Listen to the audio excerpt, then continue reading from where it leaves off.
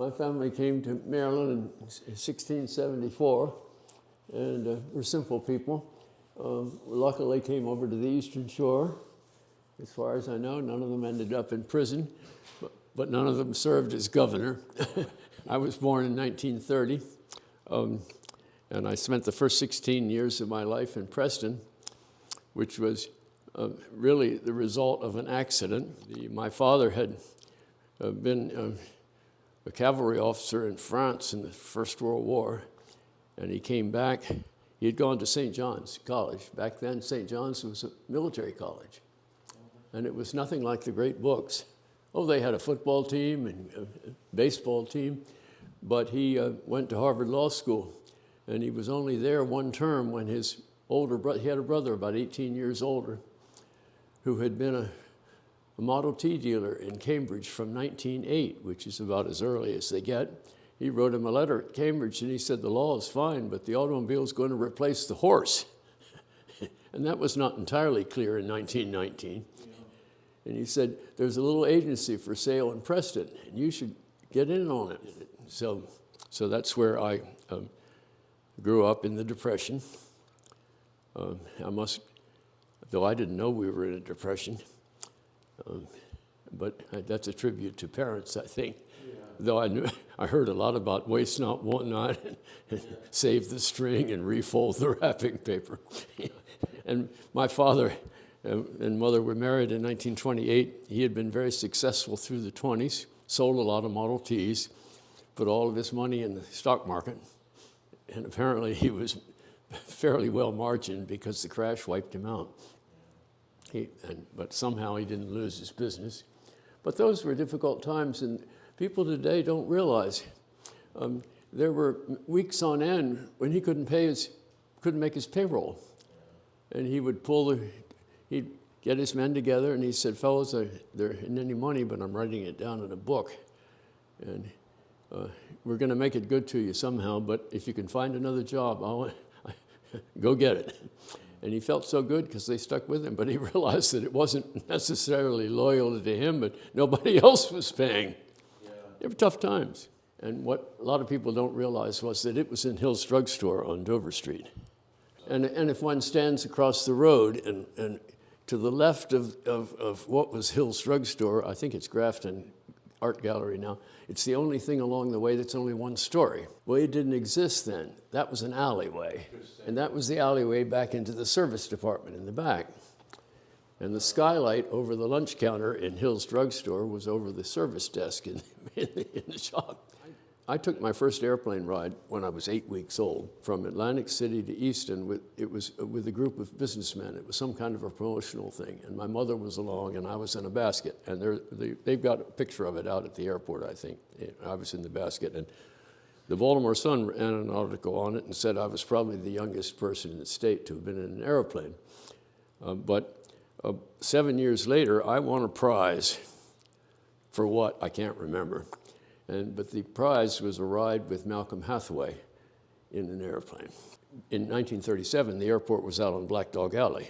But I still remember vividly that flight with Malcolm Hathaway. It was on a summer afternoon. You know who Bob Holliday, the photographer.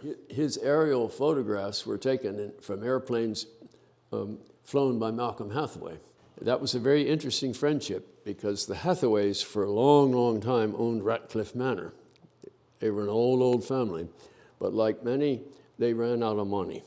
I mean, you had agricultural depressions and where the land became a burden instead of a source of income.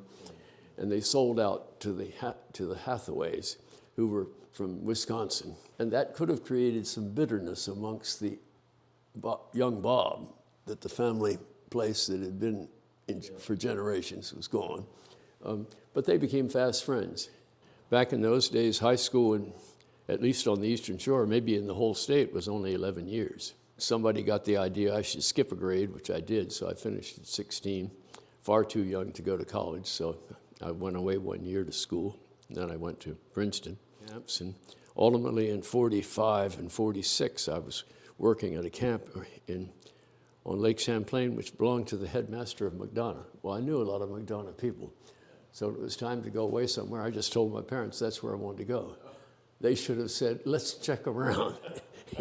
After Princeton, and I was a naval officer in the Korean War, and interestingly, I wanted to go to law school, and he wanted to have me come in the business, and he won. And I ran it for 13 years. Good business, but I didn't like it. It was not satisfying. Yeah. And my wife Pemmy and I had a lot of serious conversations, but then finally I sold it.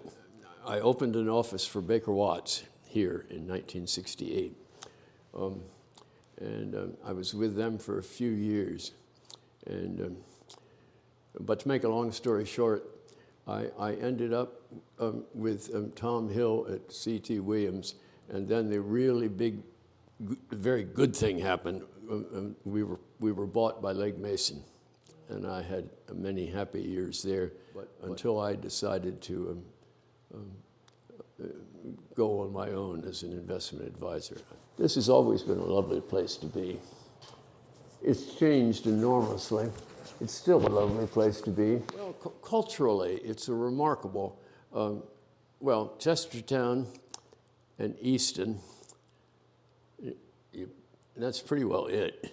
Yeah. But I hear people say from away, isn't this a lovely, typical southern county seat town? And I have to say no. For a long, long time, around here, you could walk around the main block and say hello to your friends. Now you walk around the main block and it's the unusual thing to see a friend. No, this is a pity. I say good morning or good afternoon to people I encounter on the sidewalk. And it's interesting. Half the time you get a pleasant reply. Occasionally you get a look of shock. Or you get just stony silence. I have a definite date on my calendar when I'm 100.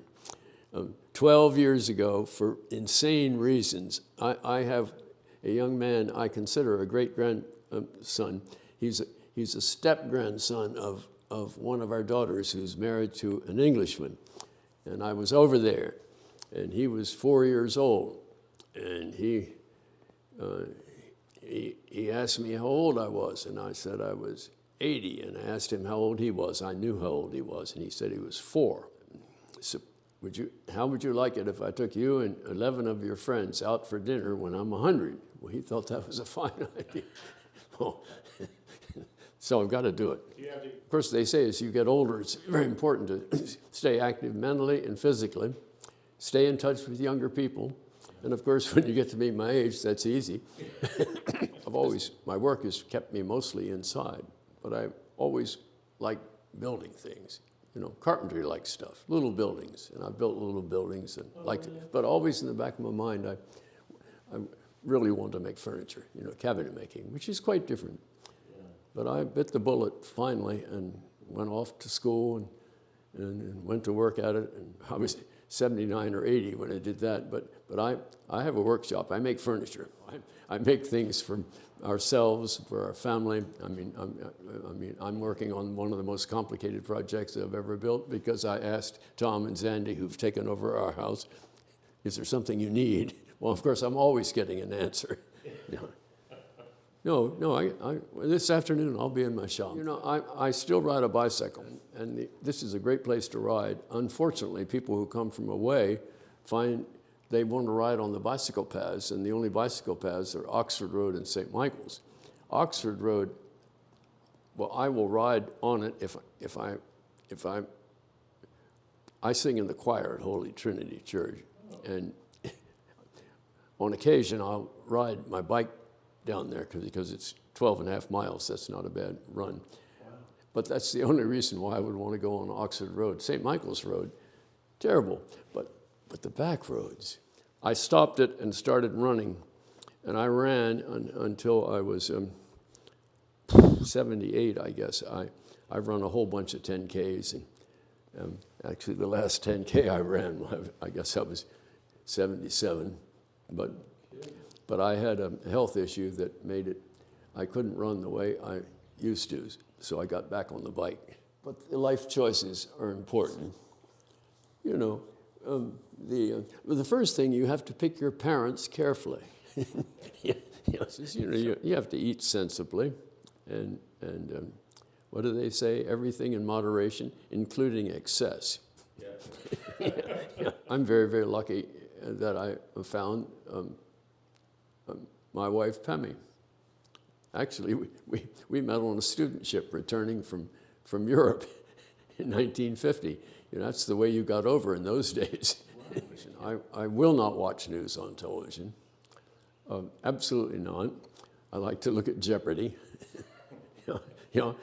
And for a few laughs, on the Washington station, Wheel of Fortune comes on before Jeopardy. I've never looked at television news. I firmly believe back in the beginning, but this is back in the 60s when television news came on the scene, that they either stumbled across it accidentally or they helped foment it. I don't want talking heads to tell me what's going on. I read The Economist, and that gives a good view all over the world. And I get headlines on my phone from the New York Times, and I don't always agree with the New York Times, but they give me good coverage. At 4:30, no matter what we're doing, it's time to take a walk with the dog, and the dog knows that. So we'll walk maybe a mile, and then I download some difficult Sudokus. Got to keep the brain cells going, and work those over.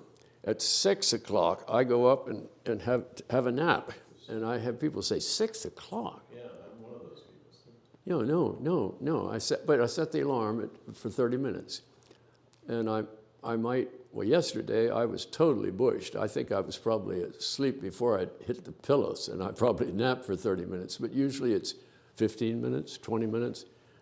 Well, then I bathe and change. We always change before dinner, just the two of us.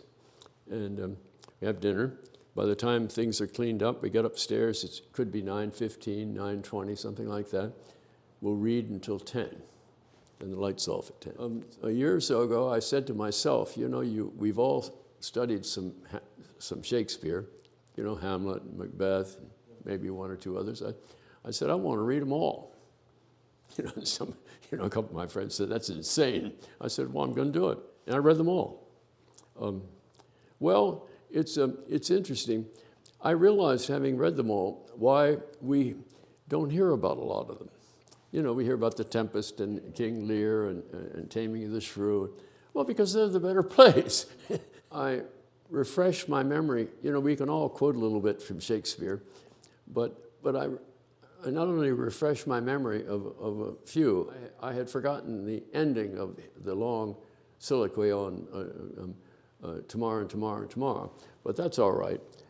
But I have no recollection of ever absorbing the last page of Hamlet, which has one of the loveliest quotes I've ever experienced, and it's when everybody's dead, Hamlet has just died, and his dear friend Horatio has come on the scene with news, and he sees Hamlet dead. And he says, now a noble heart is cracked. Good night, sweet prince, but this is the one. May flights of angels sing thee to thy rest. Isn't that a lovely sentiment?